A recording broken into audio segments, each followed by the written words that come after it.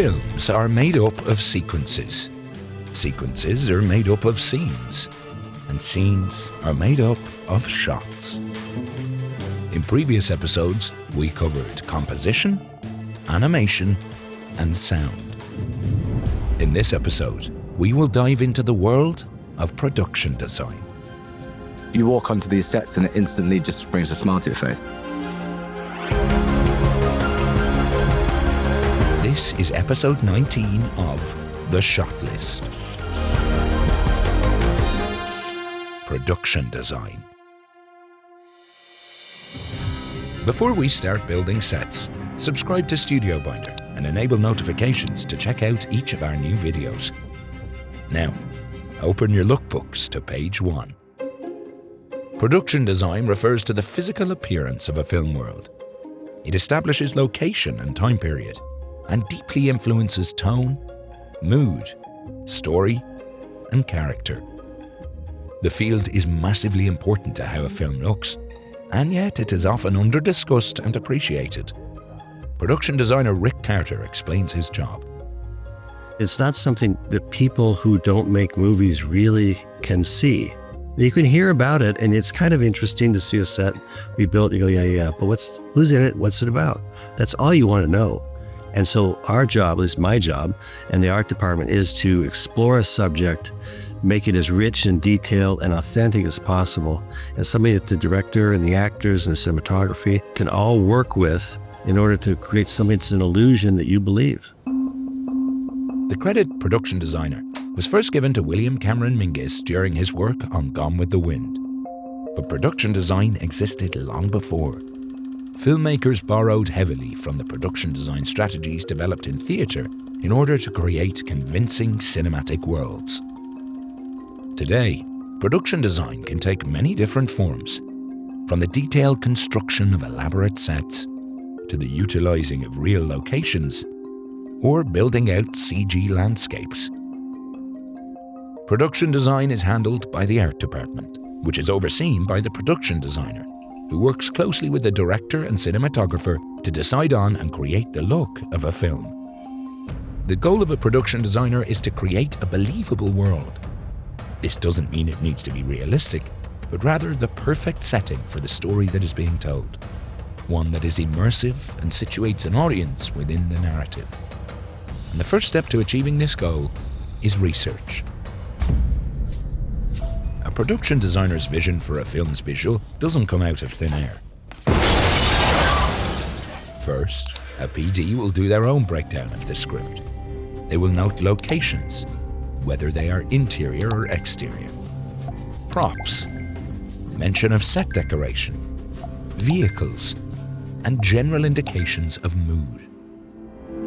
After this close reading, the production designer will talk with the director to make sure they are both on the same page about the film's look. Conversations will also likely happen with the film's producer, who can give the PD guidance on their budget and other limitations. With this information, a production designer will then dive into extensive research, often creating mood boards that encapsulate their desired aesthetic. A PD can pull inspiration from just about anywhere. Photography, paintings, architecture, books, and other films may all appear on a mood board. For period films, the research is often even more demanding. Production designer Catherine Martin explains how she approached her work on The Great Gatsby. There will be a slew of research done on who the author is, the context of the world, the period in which the book is setting, whether it's actually reading academic treatises, novels, looking at pictures in libraries, going to libraries, borrowing books, going online, actually physically scouting locations that existed in the period or possibly were references for Fitzgerald. As the mood board is compiled, a production designer may work with a concept artist to create keyframe illustrations, drawings of important settings. With materials assembled to guide the overall look of the film, it is time to begin figuring out how to achieve it. This often begins with location scouting. Welcome to Jurassic Park. great production design can often boil down to choosing a great location. Often the easiest way to create a believable world is to shoot in a real location. For this reason, production designers can be an integral part of the location scouting process. The goal, of course, is to find the right setting for specific scenes. But PDs also usually have to consider logistical factors as well. Production designer Jack Fisk discusses his approach to location scouting for The Revenant. I know that every location that I find, the primary view will be south or toward the sun. We shoot everything backlit.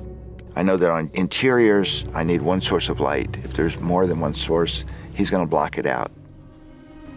Locations are rarely perfect as is, and so production designers often need to find a space with the potential to fit a scene. For a period piece in New York, for example, a PD may look for a street that has as little modern architecture as possible, and then set about planning how they will further dress the street to look of a different time. It turns out that this side of the river, particularly Hoboken, New Jersey, looks more like New York did than New York does now. Typically, a location scout or locations manager will then be the one to negotiate the logistics with the owner of a space, ensuring the art department can do what they need to it in order to achieve their vision. Sometimes, the line between real location and studio is blended. Good news! The witch! She's dead! In Wicked, for example, production designer Nathan Crowley used a real location where he planted 9 million tulips and combined it through CGI with the built set of Munchkinland. As they run from this landscape here, they appear here. And that is the link. I've got a great mixture here of imagery, both real, CGI, and that's where we started. Sometimes, a film calls for a location that needs to be built. This is where set design comes in. Before a set is built, it needs to be designed. The production designers have their vision for the set, which is typically represented in their mood boards and concept art. These concepts will then be handed over to the art director. The art director is second in command in the art department, and they oversee the process of making the PD's vision a reality, managing the logistics of creating the visuals. Production designer Janine Oppawal describes the role. Art directors, in general, are working for and alongside production designers. We basically hire them to help us execute what has to be executed. The art director, with the help of the set designer, often creates 3D models of a location, so that the PD, director, and cinematographer can see how a set will look before they break ground. After these designs are approved, they'll be translated to blueprints.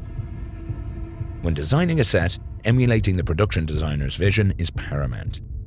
But other technical considerations need to be made as well. For example, where will lights be placed in the set? How will the camera move through it?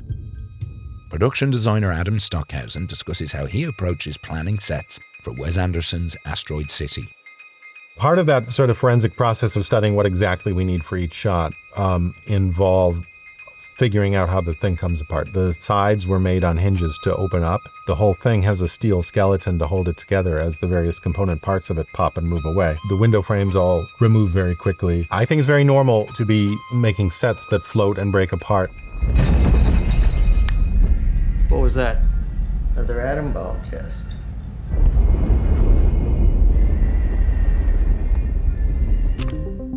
With the set designed, it must then be built. Depending on the scope of the project, the construction of a set can be a massive operation. It can involve construction coordinators, carpenters, scenic painters, plasterers, sculptors, and riggers who specialize in large structures or flying elements. Like with almost every element of filmmaking, how a set is built is a balance between aesthetic demand and logistical limitations. In the end, a set is made to service the film's objectives, not to be a complete structure or monument that stand the test of time. For example, if a film takes place in a few rooms in a house, the set built may just be those few rooms individually, rather than an entire house, and those rooms may not even have 4 walls. Even so, on larger films, sets can become sprawling. Dennis Gassner describes the set building process on Blade Runner 2049. It was an arduous build because we built everything. Everything was built in obviously some way. There were a tremendous amount of, obviously the actors with the physical sets. We did miniatures and Weta in New Zealand. We used all the tricks. Jack Fisk, meanwhile, is famous for building out sets as they would have been built in the time they're depicting. He explains his approach. I build sets as real as possible. So when a cinematographer or director wants to shoot 360, it's welcomed, because I want to build the whole set. I don't want to build a wall here and a wall there. Although I like the magic of cinema, my magic is that I can usually do stuff cheaper than anyone else by building it real. After the long and hard work of building a set, it must be decorated. Set decoration is crucial to production design. The process is led by the set decorator, who sources and places the materials within the set. This job requires intense attention to detail, as well as a keen sense of the story being told, since often how a space is decorated can affect a scene's mood and deliver important pieces of information. Bella's an adult, but she needed sort of soft corners and things that she couldn't hurt herself on. So her room is incredibly soft and very beautiful. Set decorator Laurie Gaffin explains her role. The psychology of each character that's written, how they live, where they live, what they do. You have to do tremendous research to create that character, and it's not always in the script. The goal of a set decorator is to make a space feel real and lived in. This includes finding furniture, wall decor, textiles, and surface clutter like dishes, books, and trash. And, of course, their role isn't limited to built sets. A set decorator is vital to transforming existing locations to fit a film's needs. Decorators are typically aided by set dressers, who are tasked with physically installing all of the decorations. Set dressers are also present during production, so that if any decorations are altered or moved during or between takes, they can reset them to maintain continuity. These decorations, however, are not to be confused with props. A prop, short for property, is an object that is used by an actor during a scene. This differentiates it from a decoration, which is not directly engaged with by an actor. Props are overseen by the prop master, who ensures they are ready and maintained throughout a shoot. Like with decorations, a prop can tell an audience a lot of information. Say you're sourcing a stuffed animal prop for a character. Is it worn down and dirty? Or is it brand new? Is it cute? Or menacing? Often a production will have several copies of props in case one is damaged. Once we produce a wand for a character, we have to produce at least 6. And if you take like Daniel's wand, the Harry's wands, we've probably produced over 70, 80 of those at least because he wears them out.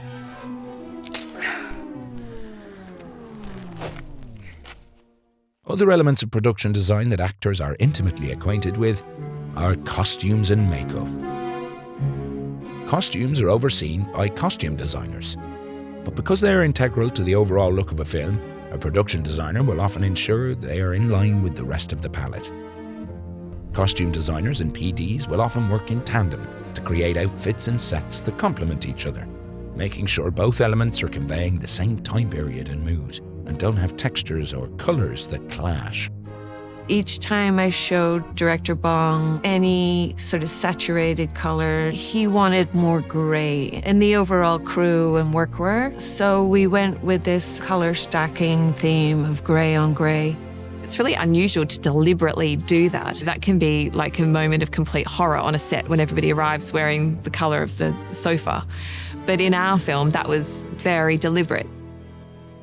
The same goes for characters' hair and makeup.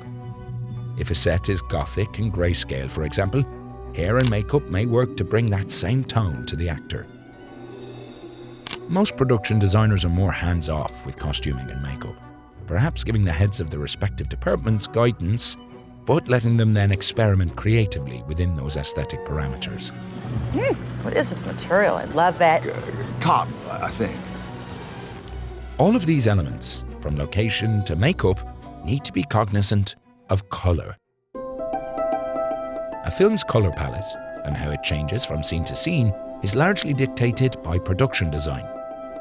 Pieces of set decoration, costuming and more are carefully thought out on their own terms. But they also need to come together to create a cohesive mix of colour. Colour is not just an aesthetic consideration. It can symbolise an idea or emotion, direct attention, and can enhance mood. Production designers may put together swatchboards of colours they want to be present throughout the mise-en-scène, and they will work closely with a cinematographer to decide on how colouring will be utilised and captured. Of course, a film doesn't need to have just one colour palette. If done deliberately, it can change and evolve from scene to scene. Production designer Dante Ferretti discusses how colour on The Aviator evolved with the DP's shooting choices. The first period, it's only two colors, forget the blue because the blue became a green. When I start to print in Technicolor, it became much sharp, the color, very rich. So if you see the Coconut Grove in the first period, in the 30, it's completely different if you see in the 40. Today, physical elements on set are often only one piece of a production designer's job. There are also VFX. It can be expensive to build massive sets, and sometimes it can be impossible to accomplish what a story demands practically. This is where digital effects are used. Much of the VFX designing process is similar for a PD, starting with mood boards and research, then illustrations, and more detailed planning. The production designer will work closely with VFX teams to ensure that built sets blend seamlessly with digital environments.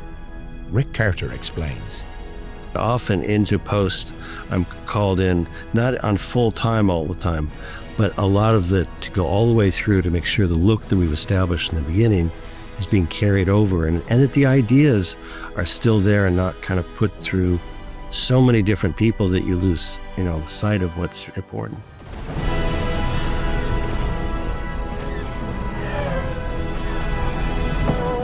Production designers and their art departments may not get as much attention as directors or even cinematographers, but their role is integral to the final look of a movie. After all, a shot can only look as good as what's in it. Great production design means a lot of planning. Get started with StudioBinder's pre-production services, which include software for mood boards and storyboarding. Until next time, good luck building your next world.